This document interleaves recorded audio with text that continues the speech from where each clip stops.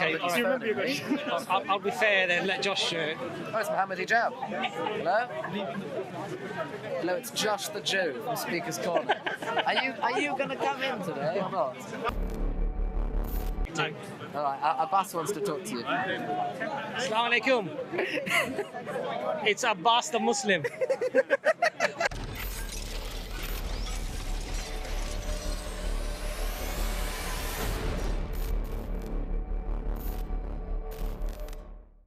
Now, is that preservation through an oral tradition or actual scrolls? Actual written stuff. It's been copied very, very well, very, very diligently, to the point that there's only 2 letter differences that exist in Torah scrolls today. Okay, so those scrolls you have, when do they date back to the earliest that you have? The earliest complete scroll that we have today, I think, is the Leningrad Codex, and I think that's like 1,000 or more, maybe a bit more than 1,000 years ago or something.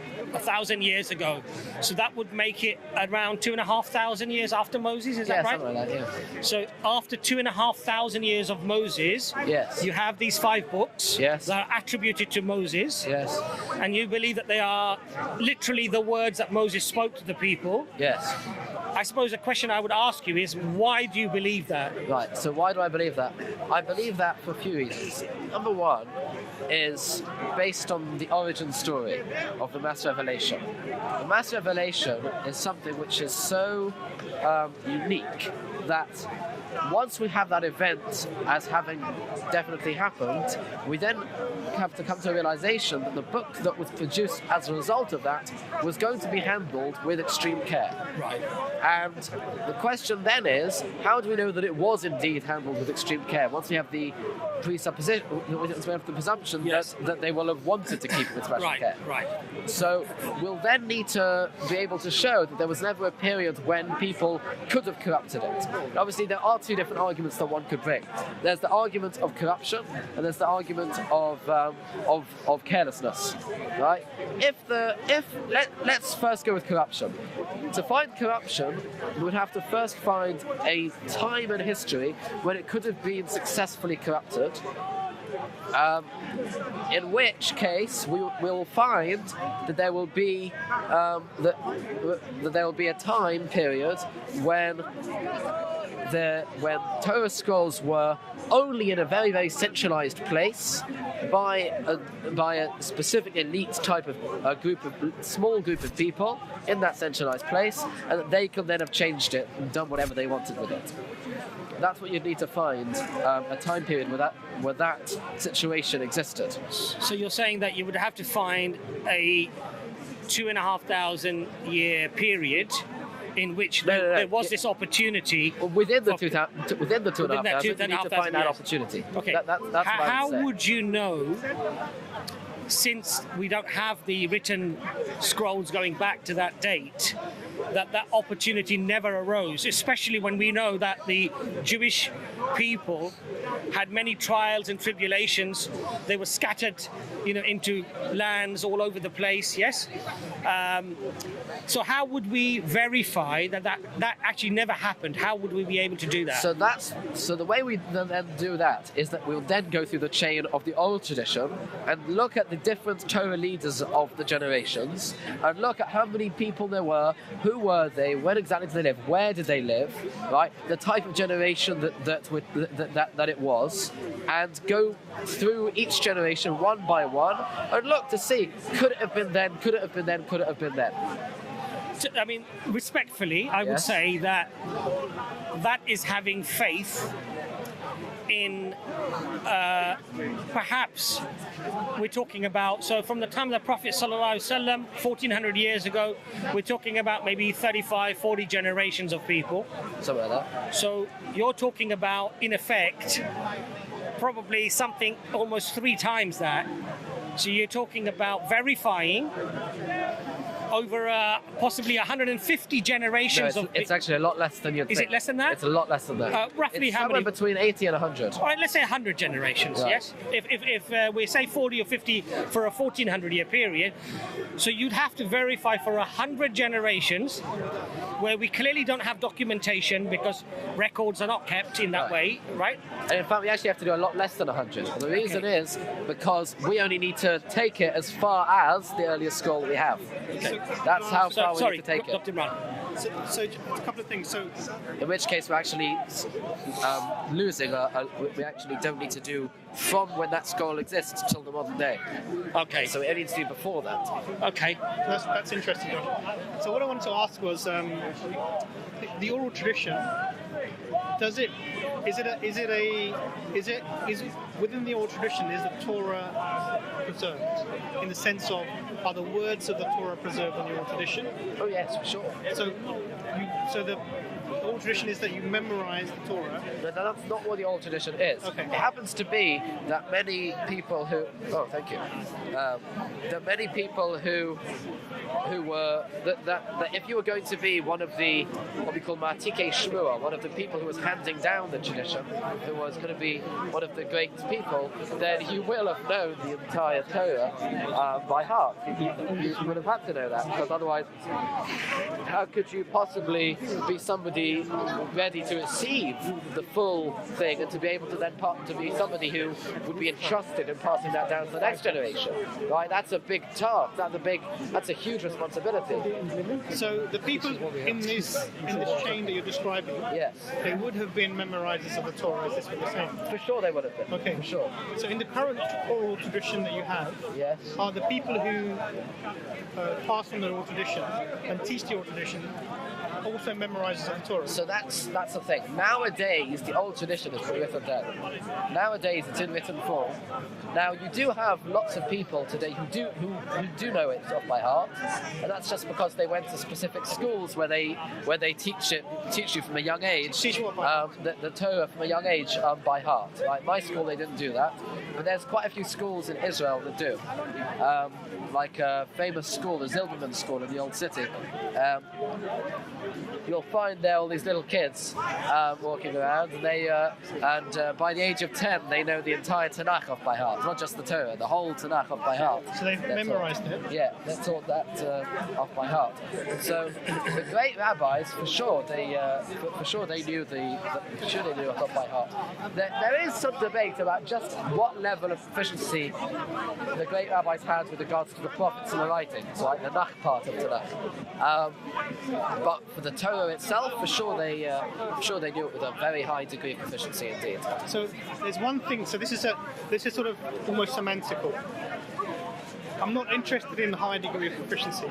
I'm interested in memorization. Yeah, so that's verbatim. So I mean, if we look at their commentaries, right, that if you look at the kinds of things that these rabbis wrote, you see that they know they're using the exact wording of things from all over the Torah, and that tells me that they must have known it, because if you're being able to use this word exactly as it, and that word, this word, that tells you something about their knowledge, and it wouldn't make any sense that they had not memorized the Torah, being that the responsibility. So it sounds to me like you're making an assumption within the transmission of the oral tradition that therefore there has to be a memorization of the Torah. The question then comes to mind: is there any way for you to verify that actually they were Torah memorizers when they were passing this on, or is this an assumption that you're making just within the structure of the narrative you have? I'm not sure if there's a way to verify. I'm not sure. Okay. I'll have to. And what I would then point to is the conversation we had before in 2 Kings about Josiah's time. Josiah, right. So do you want to just remind us what the conversation was? So the Josiah incident is where they find, by the way, if anyone sees Mohammed Hijab, can they please let me know? We're supposed to be doing I don't think he's here today. I'm pretty sure. But anyway, in terms of the Josiah incident, the story as being told in Kings and Chronicles is that Josiah leads a religious reform, trying to get rid of the high places and various things and idols. And then what happens is that Hilkiah the priest and Shaphan the scribe, Is it 2 Kings 22? I think so. Book of the Law, that's it. 2 Kings 22. Yeah. So I'm just going to, just for the benefit of the audience, I'm just going to read it out. Yeah, here it is.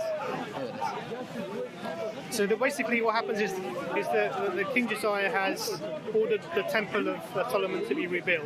Yeah. And in the rebuilding of the temple, a Torah scroll is discovered. Yeah, they renovate it, yeah. And then what happens is that the priest, he calls, or the rabbi calls the Torah, the king, and he shows him what we found.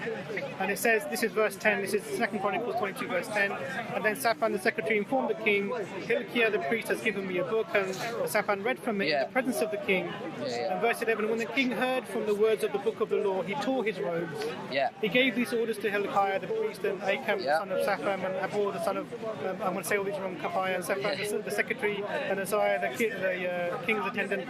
Apologies for the name destruction, but go ahead and inquire of the Lord for me, for the people and all Judah, about what is written in this book that has been found.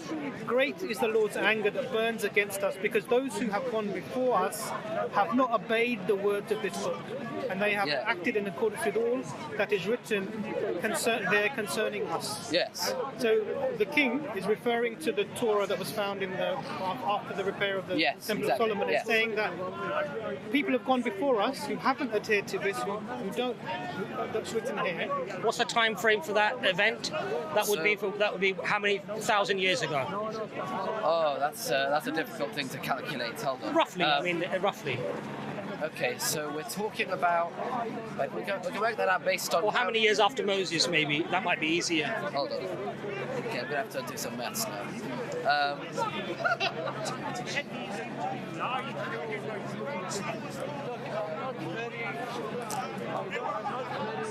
Okay, so... let's think. So 40 years in the wilderness, then you've got 400 years till the temple was built, I think. Let's check that up.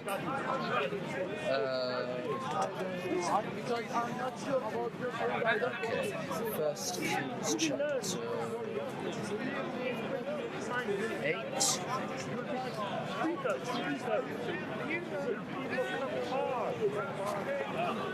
7.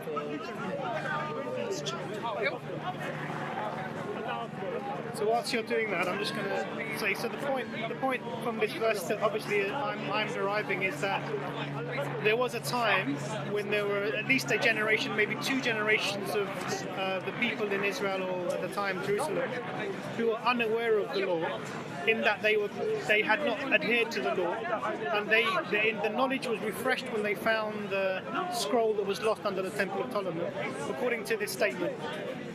So for me, that means at least 80 years. That's a minimum. It can be longer, but at least 2 generations of people who are unaware of what was written in the Torah. And the reason why I'm asking the time frame is that if we have the oldest Torah that we have today, which is 1,000 years ago, and this event took place 2000, right, 1,000 years before that, what that clearly shows and demonstrates, therefore, is that what we have 1,000 years ago would be different from what was found at that time, and potentially how many problems were there before that, you see? That's what I was sort of getting at, but yeah. Hold on. It's a verse that I need to find in order to help with the maths. I have not found it yet. It's over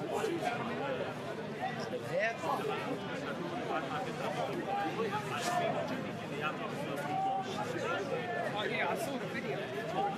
Here we are, chapter 6. The 480th year of the Israelites left out of Egypt. Okay, so 480 is the year which is the 4th year of Solomon's reign over Israel, so that's 480. Now, Solomon reigns for 40 years, so we're going to add 36 to that. So 480 plus 36 takes us to 510, I think. 16. Yeah, you can approximate. Approximate, yeah. Okay. Then we're going to go to the next king, Rehoboam. How many years did he reign?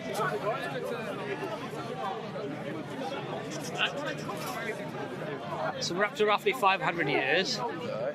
So then Rehoboam has...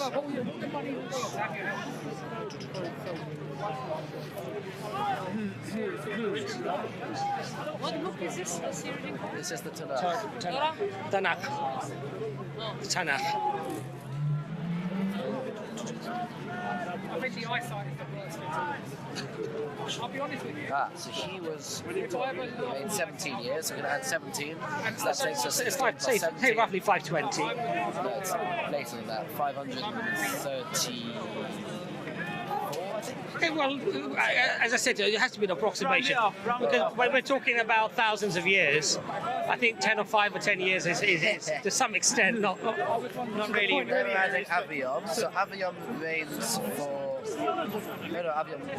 Aviom's then 3 years, so that's another 3. That takes us up to... So roughly, Josh, what is the rough estimate? I've got a few more kings to go through.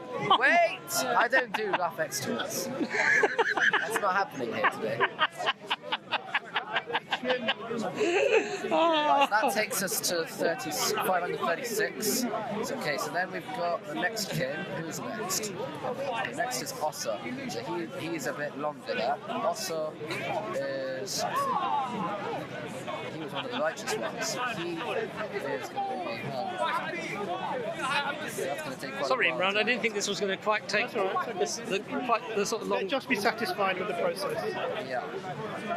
Josh, are you an accountant? No, I'm not an accountant. Okay.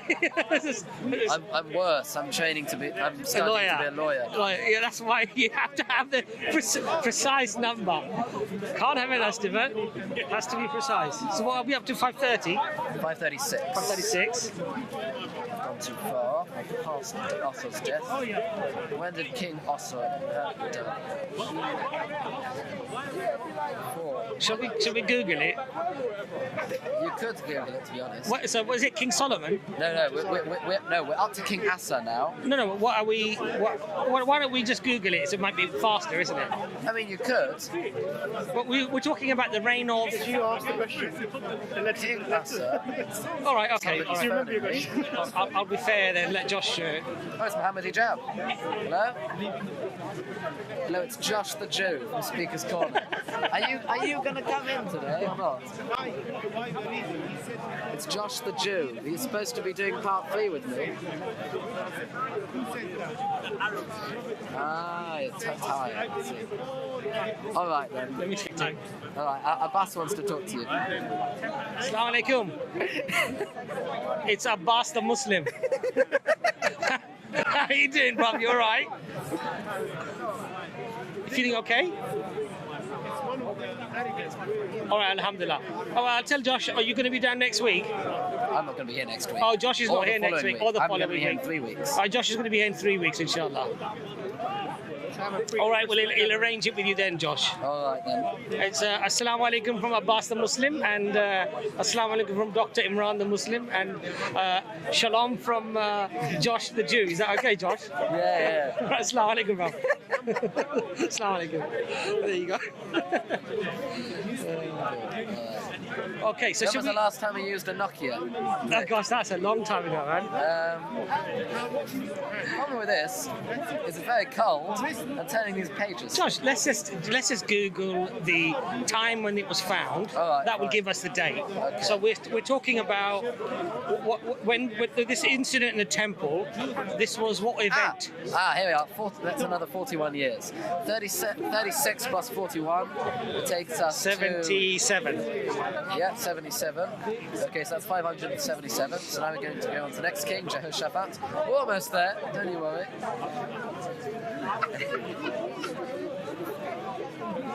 So for the viewers, you can fast forward this bit if you want. 500. I'm sure they've done that already. 500. We'll have to put the minutes in to skip. See, there's a reason it doesn't get very heated with me. It's impossible. It's impossible to get heated with me. Where's Jehoshaphat?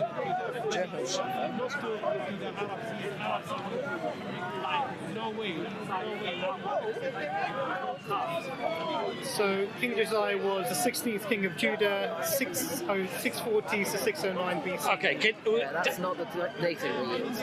We use a different dating. So in terms They've added about 2 centuries onto their calculations. 400 years? Can we agree on 400? Just to save time? 400 years after or before what? What do you think? This is post-Moses. Hold on, no, this is much more than 400 years after Moses. 1,000 years? No, less than 1,000. 800 years?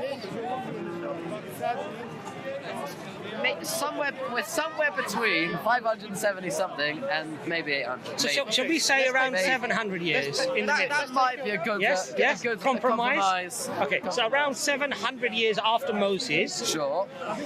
the scroll is discovered, right? Yeah. And there's lamenting that clothes are torn. Catastrophe. What's happened here? There were people before us that did not have this information, Did not adhere to this teaching. Right. Now, that clearly indicates that this oral tradition or the written tradition in some way must have been faulty. Specifically referring to the Torah scroll. Right. Right. Now- So if we look at that chapter itself that we're talking about, chapter 22, verse 2, what does it say about Josiah? Right? Let's actually read from verse 1. Josiah was 8 years old when he became king, and he reigned 31 years in Jerusalem. His mother's name was Yedida, daughter of Adiah of Bozkas. He did what was He did what was pleasing to the Lord, and he followed all the ways of his ancestor David, and did not deviate to the right or to the left. So he's already doing stuff correctly, and they haven't got any knowledge of how to do things correctly, which is a bit odd, But that's doesn't it? what I would In the say. 18th, yes. So make your point. All right, that's one point in itself. Okay, so what that point does, because we're reading about the narrative that's given of the event. Yes. So in the first part of the narrative, it's saying this person, this King Josiah, is doing everything right, neither Right. going left nor right. When we get to the verses that talk about the finding of the scroll after the repair of the Temple of Solomon, we have the same individual lamenting that we have not adhered to the words of the law. Right. Now, on the surface of this, Yeah. this is a apparent contradiction. In that, one aspect of this narrative is claiming adherence, and a second aspect of the narrative, from the individual spoken about, is claiming we weren't doing this. So how do you reconcile that? Well, that's what we're going to get to. Okay, so if we continue reading, right, so you actually read about, okay, so let's read this next bit here. In the 18th year, right, so this is 10 years later, of King Josiah, the king sent the scribe Shaphan, son of Atzaliah, Atzaliohu, the son of Meshullam the scribe. Verse are you on? This is verse 3.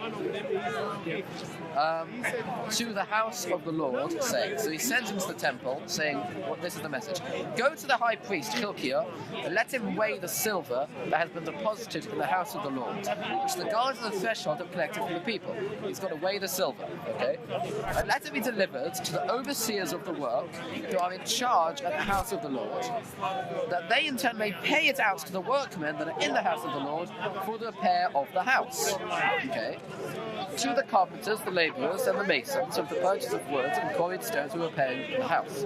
However, no check is to be kept on them for the silver that is delivered to them, for they deal honestly. You need to deal honestly, right? Okay. Interesting. And he's very strict that you need to all be weighed in a very honest way. Then the high priest Hilkiah said to the scribe Shaphan, I found a scroll of the teaching of the law. So this is the part that you read before, right? And if you go, if you continue, see, he says, right, your servants have melted down the silver, verse 9, was deposited in the house and delivered it, right, etc. And in the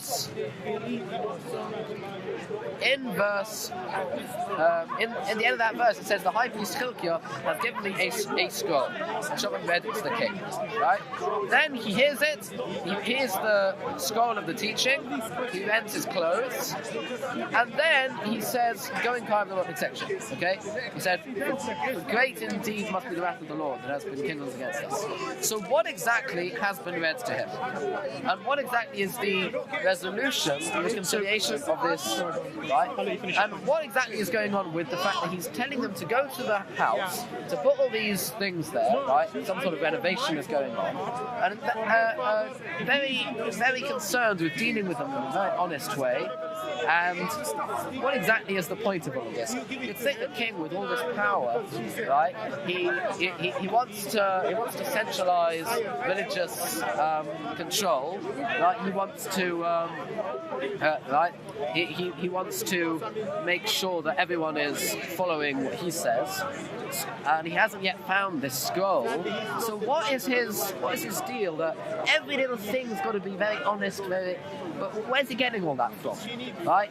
And this is the same chapter where we've been told he's a very just person doing what God said. And then we find this scroll and he says, well, our forefathers haven't been following this. So which part of the scroll was read to him? And what exactly was this scroll? Within Chronicles, we find that the story is told with no differences at all in the narrative, but there's a few extra details that are told to us. And I'd like to read you from that, because that will shed some light on what exactly is going on in the story. Because Chronicles is going to give you the details that Kings has left out. So if we look in Second Chronicles, chapter 34, I think. Or is it 35? No, it's 34. Right? So 34 tells us a lot more about what exactly occurred in Josiah's reign. And this is very, very significant, because I mentioned that there's a 10-year gap between, in chapter 23 of 2 Kings, chapter 22, between verse 2 and verse 3. There's a 10-year gap. It says he became king at 8, he did very good, and then he just skips to when he's 18. So in chapter 34 of 2 Chronicles, it starts off saying the same stuff. Josiah was 8 years old, he became king, he reigned 31 years in Jerusalem. He did what was pleasing to the Lord, following the ways of his father David without deviating from his left. And now, she's now telling you quite a bit more of what's happening. In the 8th year of his reign, while he was still young, he began to seek the God of his father David. So already then he's seeking. And in the 12th year, he began to purge Judah and Jerusalem of the shrines, the sacred posts, the idols, and the molten images. How strange. Why is he doing that? At his bidding, they demolished the altars of the Baals, which is a type of idol, I'm sure you know that, and he had the incense stands above them cut down. He smashed the sacred posts, the idols, and the images, ground them into dust, and strewed it onto the graves of those who had sacrificed to them. He burned the bones of priests on their altars and purged Judah and Jerusalem. In the towns of Manasseh and Ephraim and Simeon, as far as Naphtali, lying in ruins on every side, which is a very interesting idea, because of course the northern tribes were gone already by this point. That had happened a few kings earlier by Hezekiah, when Shalmaneser had come and exiled the northern tribes. So he's gone and he's purged all of the idols and all of the high places. He demolished the altars and the sacred posts and smashed the idols and ground them into dust, and he hewed out all the incense stands throughout the land of Israel. Then he returned to Jerusalem. So he's already done this huge reformation all around the country. And what exactly is this all in aid of? He doesn't know anything about the Torah. He's completely ignorant of all of it. And yet he's doing this whole big reformation. It doesn't seem to make sense. nicely built up. Yeah. In the 18th year of his reign, after purging the land and the house, he commissioned Shaphan son of Atzaliah, Maaseiah, the governor of the city, and Yoach son of Yoachos, the recorder, to repair the house of the Lord his God. Right? So now he's got them, right? Hashem is his God, he wants them to repair the Beis HaMikdash, the temple. They came to the high priest, Hilkiah, and delivered them the silver brought to the house of God. Right? They do the whole thing now with the collections from everyone. And we're going to skip a little bit because it's not so important, all the details there. We'll then go down to verse 12. The men did the work honestly. Over them were appointed the Levites, the Levites, the names Yachas and Vadiohu, the Levites of the sons of Merari, and Zechariah and Meshulam of the sons of Kahas to supervise, while other Levites, all the master musicians, were over the porters, supervising all who worked at each and every task. Some of the Levites were scribes and officials and gatekeepers. There's a whole bunch of details, and he specifically got the sons of Merari to do stuff, which is interesting because the stuff that he wants them to do is the same stuff that in the Torah, in the book of Numbers, it says is the work of the children of Merari. He's got those people, so that's an interesting thing. And of course, he's never seen a Torah in his life. As they took out the silver that had been brought to the house of the Lord, you're sort of straw-manning the position in your commentary. Explain. So what you're suggesting